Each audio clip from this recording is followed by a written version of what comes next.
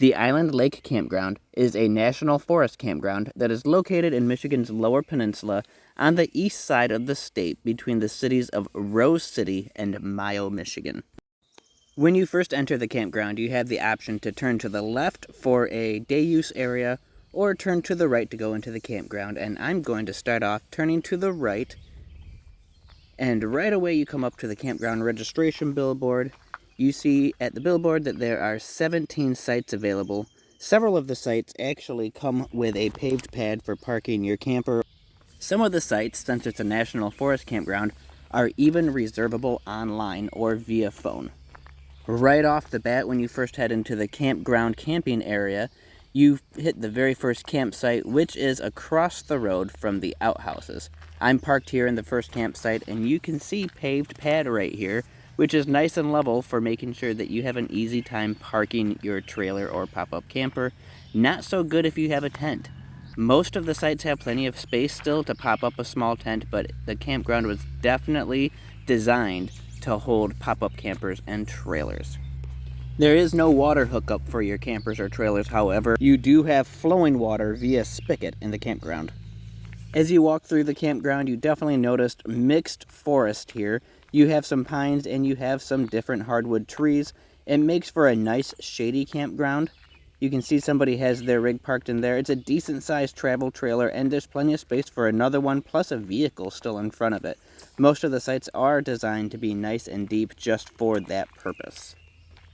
I should mention that if you are traveling with a travel trailer, there is no dump station for dumping your wastewater here.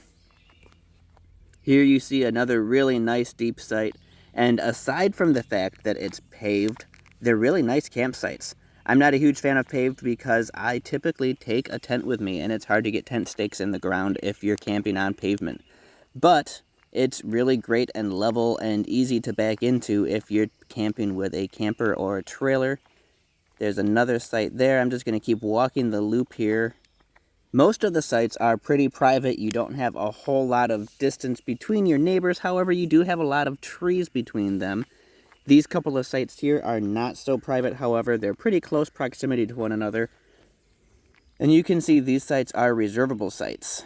They are marked on the poles if they're reservable or not, or you can go online and just do a Google search for Island Lake Campground in Rose City, Michigan, and it's going to let you know what sites are or are not reservable via map.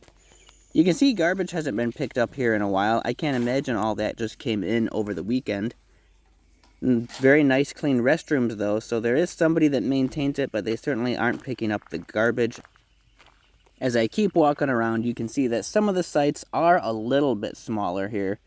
Much smaller parking pads, but they're still a paved pad nonetheless. They might not be deep enough to hold an entire semi-linked vehicle, but most people that drive rigs that big are not coming to small campgrounds like this anyways.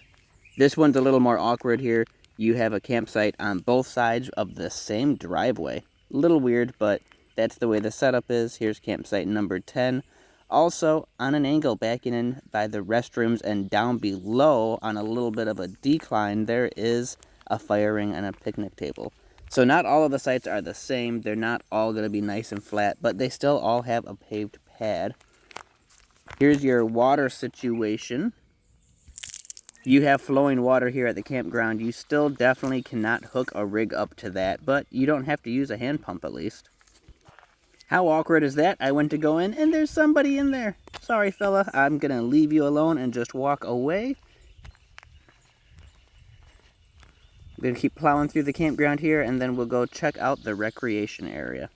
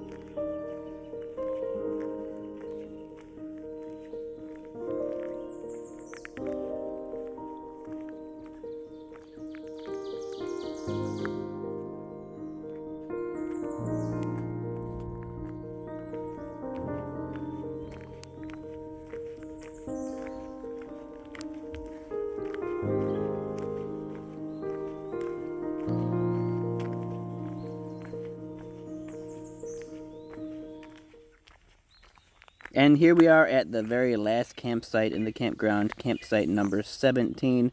Shoots off to the left and shoots off to the right a little bit there. And normally I don't go through every single campsite, but there's hardly anybody here, so I might as well take advantage of it and give you the full show of the campground. Here's the parking area for the recreation spot. It's actually pretty big parking for the small recreation area that we have here. There's a billboard that leaves some to be desired. It's like empty. There's nothing there except a little tiny sign saying that if you don't have a park pass, you have to pay for that recreational pass on your vehicle by putting money there.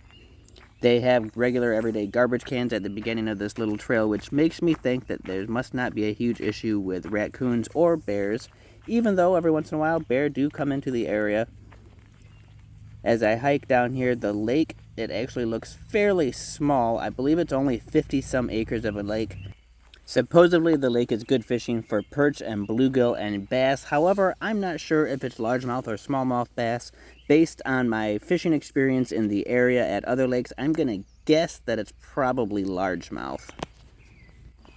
We have a small family cabin near here, and we get plenty of largemouth out of that lake. However, another nearby lake is packed full of smallmouth, so who knows, it could be a good mix. Here's a quick look at the recreation area. You do have a nice sandy beach, and that sandy beach has buoys around it for safe swimming. However, keep in mind, it's posted. There's no lifeguard, ever.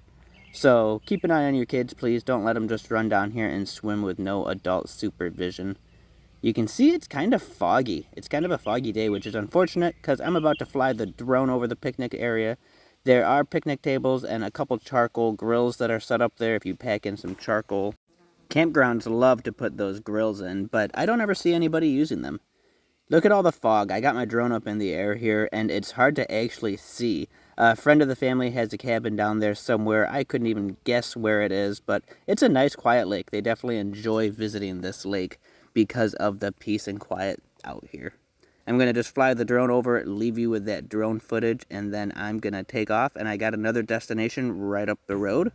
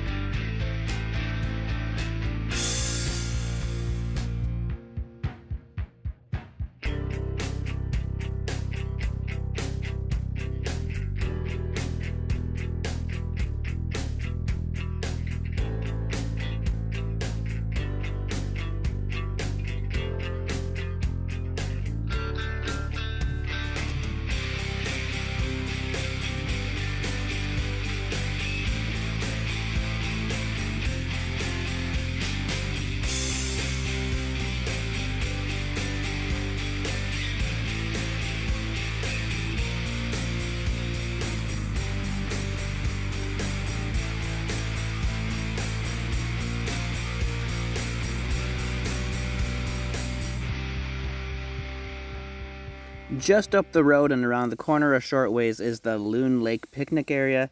It's actually got a really big parking spot for how much I expect that it probably gets used and for what it has to offer, but I still had to stop since I was so close. In the parking area, you have some okay restrooms. I say that the restrooms are only okay.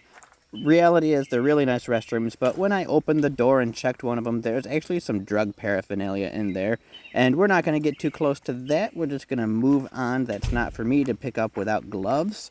We're going to go over here and check out the billboard, see if there's any exciting information here. Most of it's just your typical stuff. Again, you do have to pay the day use fee. I believe it's only $5 if you don't have a recreation passport. If you're going to stay here for a week, apparently it's $15. You have a garbage can, I hope that most people don't use that because the other one at the campground isn't emptied that often. I can only imagine how seldom this one is emptied. You have quite a few steps to get down here, and be careful, there's some poison ivy growing on the side of the steps. But luckily for us, halfway down we finally get a hand railing for people in need of it.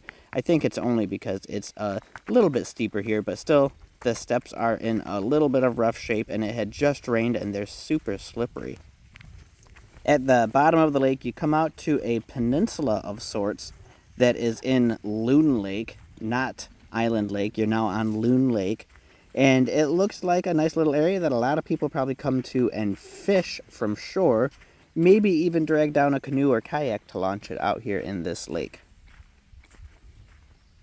You get a little bit of a sandy area if you had kids that you were bringing down here, and a couple picnic tables if you were planning on having a picnic. You could definitely fish from shore here while your kids played, and you could definitely slide a kayak out here. Just keep in mind, if you drag a boat or canoe down, you have to drag it back up that hill. Overall, this campground and picnic area seemed like a really peaceful weekend stay.